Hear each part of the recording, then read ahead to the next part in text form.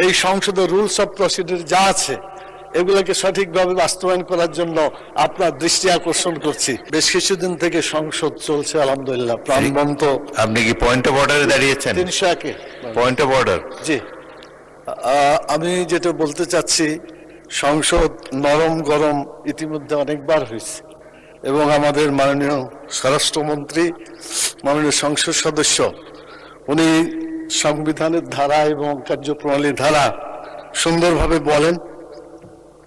তো বিগত 2 দিন ধরে ওনাকে আমি দেখছি যে ওনার আসন যেখানে ছিল সেখান থেকে উনি সর্বোচ্চ আসনের পাশে চলে গেছেন, যেখানে মাননীয় প্রধানমন্ত্রী ওনাকে সেই সুযোগ দিয়েছেন বা তাকে কোনো বিশেষ ছাড় দিয়েছেন কিনা। যদি না থাকে তাহলে মাননীয় স্পিকার, এই সংসদের রুলস অফ প্রসিডিউর যা আছে এগুলোকে সঠিকভাবে বাস্তবায়ন করার জন্য আপনার দৃষ্টি আকর্ষণ করছি।